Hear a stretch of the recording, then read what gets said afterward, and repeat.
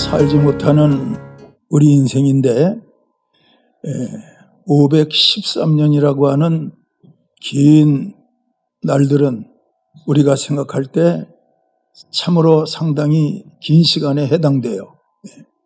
스가랴 선지자가 예수님이 나귀 타고 입성하시는 그 사실에 대해서 513년 전에 예언한 거예요. 근데 513년 전에 스가랴서 9장 9절을 통해서 예언했던 말씀이 오늘 우리가 읽은 본문을 통해서 그대로 지켜지고 있는 거예요. 513년, 어떻게 보면 까마득한 세월이긴 하지만 영원하신 하나님의 관점에서 볼 때는 하나님은 영원하시기 때문에 하나님에게는 현재도 없고 과거도 없고 미래도 없고 하나님에게는 항상 현재만 있을 뿐이에요. 사람에게는 그렇지 않잖아요. 출생이 있으면 죽을 때가 있고, 사람은 현재가 있으면 미래도 있고, 미래가 있으면 미래 사이에 어떤 과정이라는 시간이 있는데, 하나님의 시간은요 영원하시기 때문에 우리 하나님은 항상 현재만 있는 거예요. 그 현재만 있는 하나님의 시간 속에서 성령 안에서 깨달은 스가랴가 513년 전에 513년 후에 있을 것을 예언하고 있는 거예요. 그런데 여러분, 그 예언이 정확하게 이루어져서 우리 예수님이 나귀 타고 입성하셨다 말씀하시고 있잖아요. 여러분들이 아실 게 있어요. 하나님의 말씀은 반드시 이루어진다. 믿으시기를 바랍니다. 사람의 계획은 안 이루어지는 게 많아요. 그래서 성경은 말하기를 마음의 경영은 사람에게 있어도 말의 응답은 하나님께로서 나느니라, 그런 말씀이 있는 거예요. 사람의 경영은 안 이루어져요. 대통령이 어떤 공약을 했다고 해서 그게 다 이루어집니까? 안 이루어져요. 안 이루어지는 거 많아요, 사실. 왜냐하면 사람은 전능하지 못하기 때문에 그래요. 근데 하나님의 말씀은 안 이루어지는 것이 없어요. 다 이루어지는 말씀이에요. 여자의 후손이 오면 뱀의 머리를 상하게 할 것이다. 뱀은 여자 후손의 발꿈치를 상하게 할 것이다 말씀하셨는데, 그 예언 그대로 이루어져서 예수님이 여자의 후손으로 성령으로 잉태되어서 마리아의 몸에 오셨고, 이 땅에 오신 예수님이 결국 십자가 지고 죽으시고 사흘 만에 부활하심으로 말미암아 마귀는 머리를 상한 뱀이 되지 않았어요? 요즘에 저는 말씀을 전할 때마다 그 말씀을 전했어요. 이루어진 거예요. 여자의 후손이 온다 말씀하시더니 이루어져서 여자의 후손이 왔어요. 성경은 말씀하시기를 처녀가 잉태하여 아들을 낳으리니 그 이름을 임마누엘이라 하리라. 여자의 후손 마리아잖아요. 그분을 통해서 예수님이 성령으로 잉태돼서 여자의 후손으로 오셨고, 결국 여러분과 저의 죄를 위해서 십자가에 죽으셨는데, 그 예수님 십자가에 죽으시기 전에 말씀하시기를 인자가 땅에서 들리면 세상 임금이 쫓겨나리라 말씀했어요. 여러분, 임금이 임금의 자리에서 쫓겨나면 뭐예요? 이건 아무것도 아니잖아요. 마찬가지로 세상 임금이 쫓겨나리라, 이것은 뱀인 마귀가 머리를 상하게 될 것을 그런 말씀으로 말씀하시고 있는 거예요. 하나님의 말씀 다 이루어졌어요. 안 이루어진 것이 하나도 없어요. 여러분들이 익히 잘 알고 있는 말씀, 이사야서 53장 잘 아시잖아요. 그가 찔림은 우리의 허물을 인하며 그가 상함은 우리의 죄악을 인함이라. 그가 징계를 받음으로 우리가 평화를 누리고 그가 채찍에 맞음으로 우리가 나음을 입었도다.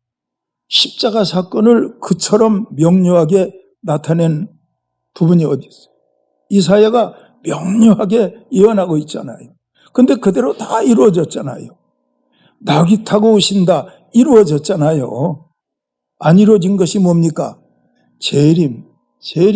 예수님이 재림하실 거예요. 그것도 이루어질 거예요.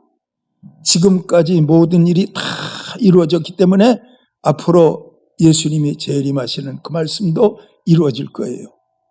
그러면 이루어지는 이 말씀에 대해서 여러분들이 믿음 안에서 생각할 것은 뭐냐? 예수님에게만 이루어진 것이 아니고 오늘을 살고 있는 여러분들도 성경에 나타나 있는 모든 말씀을 믿게 될 때 그 믿음은 내 말씀으로 이루어지는 거예요. 성경에 나와 있는 모든 말씀을 믿게 될 때 그 말씀은 내 생애에 이루어지는 거예요. 또 여러분들의 자녀들이 신앙생활을 잘했어요. 그들에게 하나님이 복을 주셨어요. 성령 충만을 주신 거예요. 그랬더니 성령 충만한 여러분들의 자녀들이 모든 말씀을 다 믿은 거예요. 그랬더니 그 말씀대로 이루어져서 자녀들이 복을 받고 산 거예요. 예수님에게 대한 예언도 이루어지고 바울에게 대한 예언도 지고 아브라함에 대한 예언도 이루어지고 성경에는 온통 하나님의 말씀이 이루어지는 놀라운 사실들을 우리에게 보이고 있는데 여러분 우리가 지금 예수 믿고 있잖아요. 우리가 지금 영생의 길을 가고 있잖아요. 하나님이 세상을 이처럼 사랑하사 독생자를 주셨으니 누구든지 저를 믿는 자마다 멸망치 않고 영생을 얻게 하려 하심이라. 여러분 개인에게 이루어진 거예요? 안 이루어진 거예요? 이루어졌잖아요. 하나님이 세상을 이처럼 사랑하사 독생자를 주셨으니 누구든지 저를 믿는 자마다 멸망치 않고 영생을 얻게 하려. 요한복음 3장 16절이요. 이게 예언이라니까요. 그 예언이 여러분들에게 이루어져서 여러분들이 지금 예수 믿고 있잖아요. 그리고 여러분들이 성경에 있는 모든 말씀을 다 믿었어요. 여러분 그 믿어진 그 말씀이 여러분들에게 축복인 거예요. 왜냐? 이루어질 것이니까. 병 고침 받는 거 성경에 많이 나와요. 근데 그 말씀을 보면서 여러분들에게 믿어졌어요. 그러면 병 고침 받는 기적이 일어나요.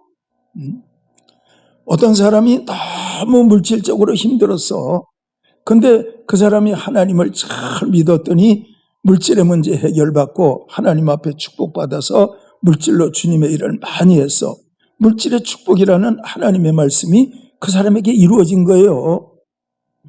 여러분 신앙생활은요 윤리와 도덕적으로 착하게 살고 정직하게 살고 빛과 소금으로 살고 다 맞는 말씀이에요. 근데 그거보다 더 윗단계에서 생각할 수 있는 건 믿어지는 모든 말씀은 내 생애에 다 이루어진다. 그거예요. 나를 믿는 자는 죽어도 살겠고 살아서 믿는 자는 영원히 죽지 아니라. 마르다가 그 말씀을 믿었어요. 예수님이 나사로의 무덤 앞에서 마르다에게 말씀하신 거예요. 나를 믿는 자는 죽어도 살겠고 살아서 믿는 자는 영원히 죽지 아니하리라. 믿느냐? 그랬더니 믿나이다. 근데 그 마르다는 뭐랬냐면 마지막 부활 때는 살아날 것을 믿습니다. 그렇게 대답해요. 마지막 부활 때. 그러나 예수님은 그 마르다의 믿음을 인정하시고 라사로를 무덤에서 살려내시잖아요. 믿으니까 죽은 어머니가 살아난 거예요. 믿으니까 병든 자가 고침받는 거예요. 믿으니까 놀라운 일이 일어나는 거예요. 그래서 여러분 믿음은 뭐냐? 믿음은 통로와 같은 거예요. 믿음은 통로와 같은 거예요. 여러분들 집집마다 집에 불안 켜는 집이 어디 있어요? 그러나 천장을 뜯고 보면 천장 속에 많은 전기선들이 왔다 갔다 하잖아요. 그 전기선들이 있기 때문에 전기선을 통해서 전력이 여러분들 집에까지 들어와서 모든 가전제품을 사용할 수 있는 거 아니에요? 천장 속에 벽 속에 들어가 있는 케이블 때문에 전기가 들어온다니까. 그 전기가 뭐예요? 케이블이 뭐예요? 이것은 케이블은 전기줄은 전력이 통하는 통로예요. 통로. 전기줄 통로를 통해서 전기가 들어온다니까요. 수도꼭지 틀면 물이 나와요. 근데 그 물을 사용하면서 여러분들이 수도꼭지에서 물이 나온다 이렇게 생각하는 분은 없어요. 땅속으로 수도배관이 다 지나간 거예요. 그리고 수도국에서 물을 보내는 거예요. 그 배관을 통해서 물이 나오고 수도꼭지를 통해서 마실 물도 나오고 사용할 물도 나오는 거예요. 그래서 여러분, 믿음은 통로예요. 통로. 믿음은 배관이에요. 믿음은 전력이 통하는 케이블과 같은 거예요. 그래서 여러분, 믿음은 참 중요하다니까. 또 한 가지 알 것은 내가 믿는 믿음이 아니고 성령님이 우리에게 믿음을 주셔서 성령 안에서 믿어지는 믿음, 이게 중요한 믿음이라니까. 그래서 데살로니가후서 1장 10절에도 우리의 증거가 너희에게 믿어졌음이라, 그런 말씀이 있는 거예요. 여러분, 믿어지는 믿음을요, 천국 가는 그날까지 지속할 수 있는 여러분들이 돼야 돼요. 믿어지는 믿음을 잘 관리해서 그 믿음에 문제가 생기면 안 돼요. 그 믿음을 잘 관리할 수 있는 여러분들이 돼야 돼요.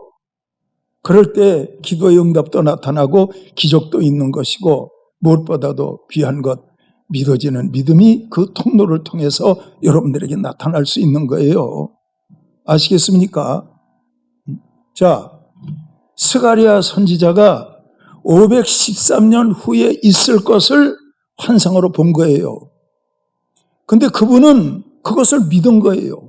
믿으니까 스가랴서 9장 9절을 통해서 선포한 거예요.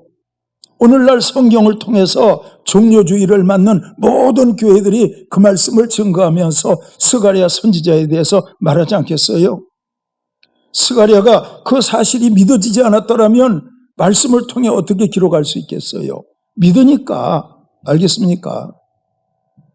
예수님이 감람산 벳박에 이르렀을 때 제자 둘을 건너편 마을로 보내시면서, 건너편 마을로 가면 나귀와 나귀 새끼가 매어 있는 것을 보리니 풀어서 끌고 오너라. 주인이 묻기를 이것을 무엇에 쓰려느냐 묻거든 주가 쓰시겠다고 하라. 그러면 풀어서 줄 것이다. 제자들이 가서 봤더니 예수님 말씀하신 대로 나귀와 나귀 새끼가 매어 있는 거예요. 풀어서 끌고 오려고 하니까 주인이 말하기를 이것을 풀어서 어디에 쓰려느냐 묻는 거예요. 주께서 쓰시겠다 하니까 그냥 풀어서 주었다 그랬어요. 여러분, 예수님 말씀대로 된 거예요, 안 된 거예요? 말씀대로 된 거예요. 그래서 예수님은요, 천지는 없어질지언정 내 입에서 나가는 말은 없어지지 않고 다 이루어진다 말씀한 거예요. 낙이 몰고 왔어요. 예수님이 어린 나귀에 타셨어요. 사람들은 예수님을 나귀에 태우기 전에 겉옷을 펴서 나귀의 등에 깔고, 또 겉옷을 길에 깔고, 나뭇가지를 베어서 길에 깔고 하면서 예수님이 예루살렘에 입성하는데 예수님에 대해서 그들은 할 수 있는 한 모든 일을 다 한 거예요. 저는 여러분, 성경을 읽으면서 깨달은 것이 있는데, 그들이 겉옷을 펴서 나귀의 등에 깔았다. 겉옷을 펴서 길에 깔았다. 이것은요, 그 시대의 가난한 사람들이 주님을 향해서 할 수 있는 최고의 예우였던 거예요. 가난한 사람들은요, 잘 때 겉옷을 이불처럼 덮고 잤어요. 가난한 사람들은 그 옷 입고 일상 가운데서 생활했어요. 그러니까 가난한 사람들은 그 겉옷이 이불이기도 하지만 외출복이기도 한 거예요. 그걸 벗어서 길에 깔고 나귀의 등에 깔았을 때 그들은 속에 맨몸 아니었을까 생각해요. 그들은요, 예수님에게 전부를 다 한 거예요. 그리고 그들은 나뭇가지를 흔들면서 예수님을 환영하고 찬양하면서 영광을 돌렸어요. 그 종려나무 무엇을 말하는지 아세요? 평화를 말하는 거예요. 예루살렘 성이 시끄러울 정도로 어린아이부터 어른까지 다 찬양했더니 이 엄청난 환영의 모습을 보았던 사람들이 그것을 가지고 빈정된 거예요. 저게 뭐냐 도대체. 왜 목수의 아들을 가지고 저렇게까지 환영하느냐. 그랬더니 예수님이 하신 말씀 뭐지요? 저들이 소리 지르지 않으면 돌들이 소리 지르리라. 이게 예수님 하신 말씀이에요. 그리고 예수님이 나귀 타고 들어가시는 거예요. 어린 나귀. 여러분들 영상이나 그림을 통해서 나귀를 봤을 거예요. 말과 나귀는 틀려요. 나귀는 키가 작아요. 그 짐 싣고 다니는 거예요. 사람이 나귀에 올라타면 발이 이 길에 끌릴 정도예요. 근데 예수님이 큰 나귀를 탄 것도 아니고 어린 나귀를 탔다고 했으니까 분명히 예수님의 발은 땅에 끌렸을 거예요. 그런데 스가랴서 9장 9절은 뭐라고 말씀한지 아세요?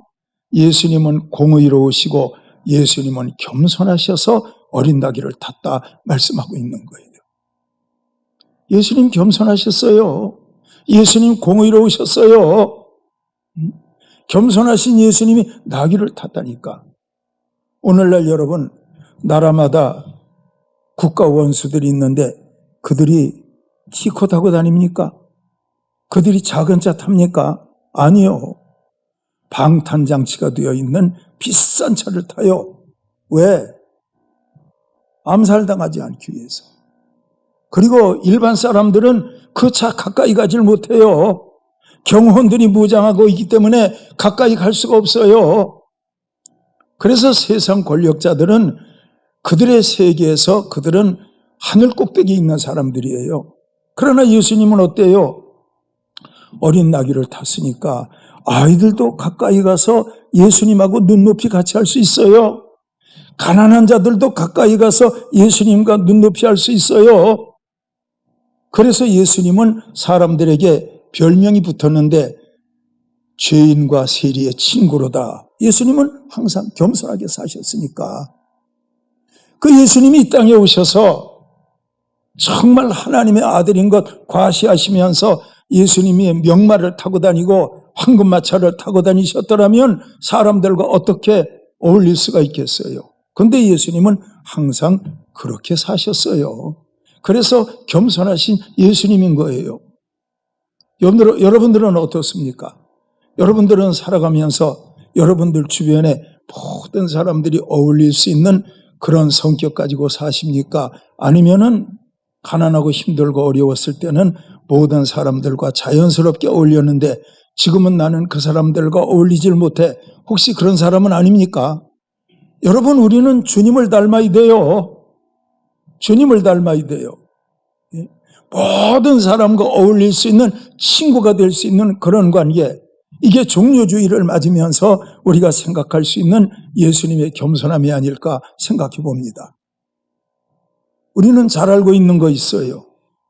여리고 성의 세리장이었던 삭개오, 이 사람은 높은 사람이에요.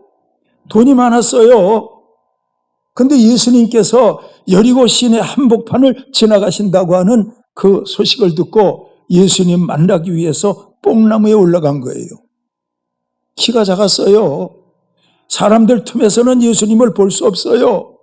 예수님이 오실 길목에 준비하고 있다가 뽕나무에 올라가서 예수님 만나게 되잖아요.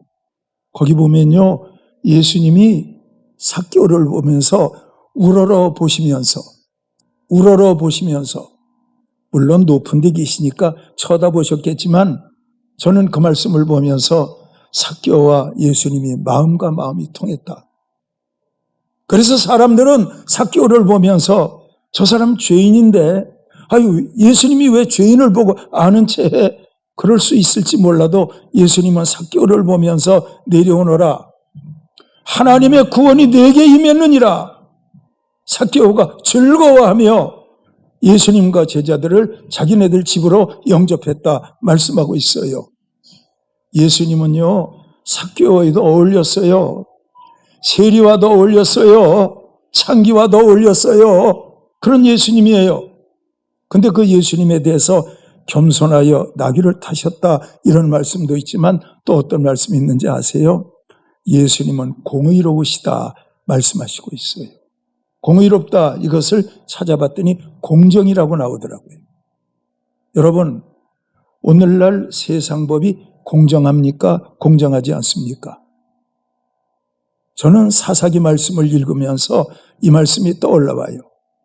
저희의 소견에 옳은 대로 행하였더라. 사사기에 나오는 그 시대 사람들은요, 공정이 없었어요. 그들은 그냥 자기네들의 가지고 있는 소견 자체가 그들의 법이고 그들의 기준이었어요. 오늘날은 어때요?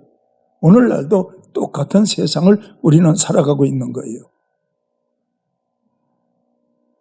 좌파들이 정권을 잡으면 그들의 기준이 기준이고, 우파들이 정권을 잡으면 그들의 기준이 기준이고, 그러니까 정적들이 생기고 보복들이 생기고, 우리는 이런 시대를 살고 있잖아요. 그런데 하나님은요, 우리 예수님 이 땅에 보내시는데 공정하게 공의를 행하시는 예수님으로 보내신 거예요.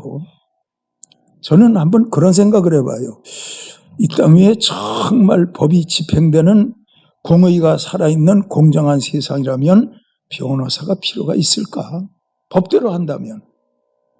그러나 그렇게 안 되니까 변호사가 필요한 거 아니겠습니까? 그런데 예수님은 공의로우세요. 예수님은 공의로우세요. 예수님은 겸손하신 거예요. 여러분, 우리가 예수님 닮아야 되잖아. 살아가면서 예수님의 기준으로 모든 것을 생각하면 여러분들은 종려주일의 의미를 깨달은 거예요. 여러분들 주위에 여러분들과 어울릴 수 있는 많은 사람이 있으면 여러분들은 예수님처럼 겸손한 사람인 거예요. 아시겠지요? 예수님 닮은 여러분들이 되기를 바랍니다. 여러분, 내가 예수 믿어서 어떤 축복을 맛보고 어떤 기적을 경험하고 이것보다 중요한 것은 여러분과 저가 예수님을 닮는 거예요. 여러분, 예수님 닮기를 주의 이름으로 축원합니다. 예수님 닮아야지. 안 그렇습니까? 그리고 저는 여러분 성경을 읽으면서 이 나귀는요, 참 하나님 앞에 성공한 나귀다. 출세한 나귀다.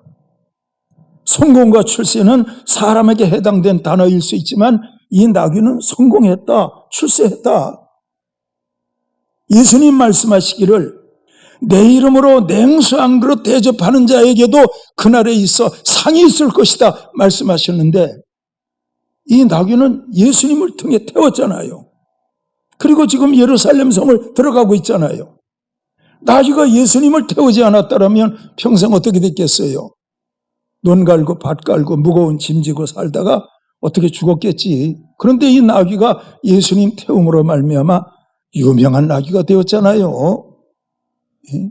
여러분, 우리가 예수 믿잖아요. 그럼 이 나귀가 누구냐면 나귀가 박 목사예요. 나귀가 기도한 정집사님이에요. 나귀가 성가대 인도하신 선집사님이에요. 오늘 은혜로운 성가대원들이 다 나귀라니까. 그리고 성가대 은혜로운 찬양을 들으면서 아멘 했던 여러분들이 나귀라니까. 여러분, 나귀는 예수님을 등에 태웠지만 여러분과 저는 예수님을 나의 왕, 나의 구주로 내 마음 가운데 영접했잖아. 영적 의미에서 우리는 나귀인 거예요. 그러니까 여러분, 나귀가 예수님을 태우고 예루살렘 성에 들어갔다면 우리도 내 마음 가운데 예수님을 왕으로 모시고 왕 대신 예수님과 함께 믿음의 길 걸어가다가 나귀는 예루살렘 성에 들어갔지만 우리는 천국이라고 말할 수 있는 새 예루살렘 성에 들어가야 하잖아요. 알겠습니까? 알아들으십시오. 나귀는 예수님을 등에 태웠지만 여러분과 저는 우리 예수님을 내 마음에 구주로 영접했다니까. 나귀가 예수님을 등에 태우고 예루살렘 성에 들어가는 것이나 우리가 예수님을 내 마음의 구주, 내 마음의 왕으로 주인으로 모시고 우리가 새 예루살렘 성이라고 할 수 있는 천국으로 가는 것이나 영적 의미에서 무엇이 다를 바가 있어요? 알겠습니까? 옆 사람한테 인사해봐요. 당신은 나귀예요. 시작. 그렇지. 우리가 나귀라니까. 그런데 나귀는 예수님 등에 모시고 가면서 예루살렘 성 들어가잖아. 근데 여러분들이 예수님을 내 마음의 보좌에 모시고 살아가는 데 있어서 살아가는 게 힘들어. 물질로 힘들고 병들고 어려울 때 주님을 향해서 여러분들이 주님, 제가 몹시 힘드니까 잠깐 내려오시지요. 지금 제가 너무 힘들어요. 그러면 안 된다는 그 말이에요. 항상 예수님은 우리 마음의 왕좌에 그대로 계시면서 우리의 마음의 주인으로 계시면서 우리의 믿음의 인생길을 예수님이 인도하셔야 된다니까. 그 예수님에게 인도받는 여러분들이 되어야 돼요. 다시 말씀을 드려요. 예수님이 여러분 마음 가운데 왕으로 계셔야 된다니까. 여러분 마음 가운데 주인으로 계셔야 된다니까. 그리고 예수님이 인도하시는 대로 여러분들은 가면 되는 거예요. 찬송가에 주와 함께 길 가는 것 즐거운 일 아닌가? 찬송가도 있잖아요. 예수님과 함께 가는 거예요. 예수님과 함께 갈 수 있는 여러분들이 되기를 축원합니다. 근데 여러분, 이 나귀가 예수님을 태우기 위해서, 잘 들어봐요. 나귀가 예수님을 태우기 위해서 어떤 과정이 필요해요?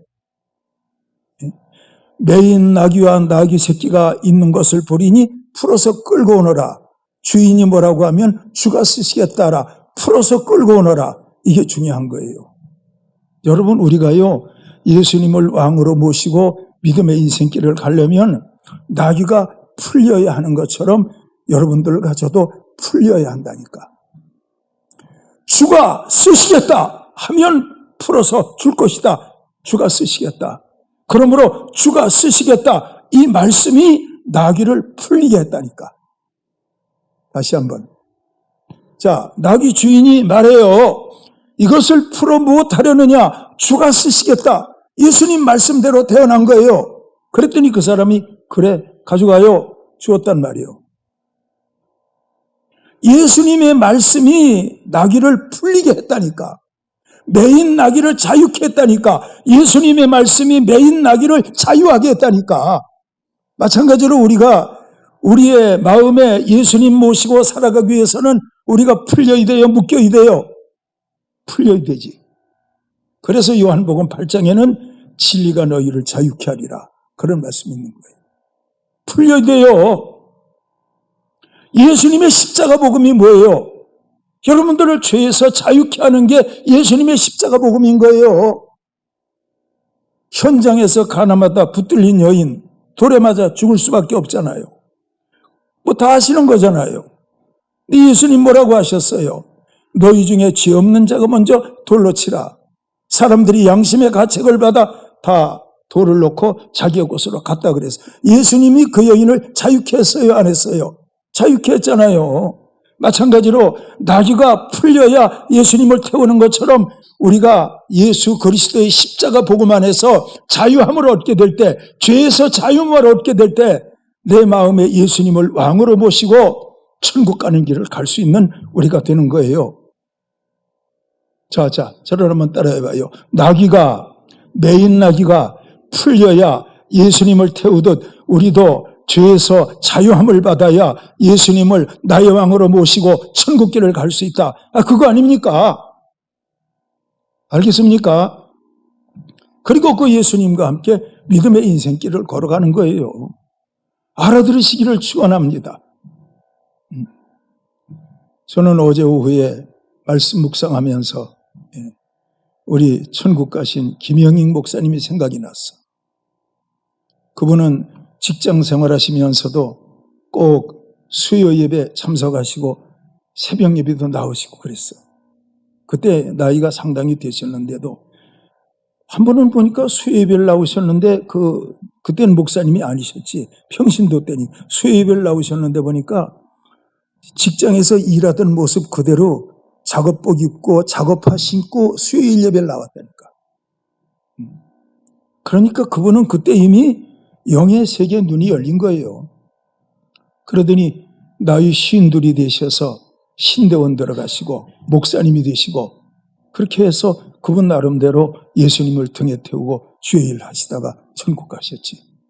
알겠습니까? 여러분 알아들으시기를 축원합니다.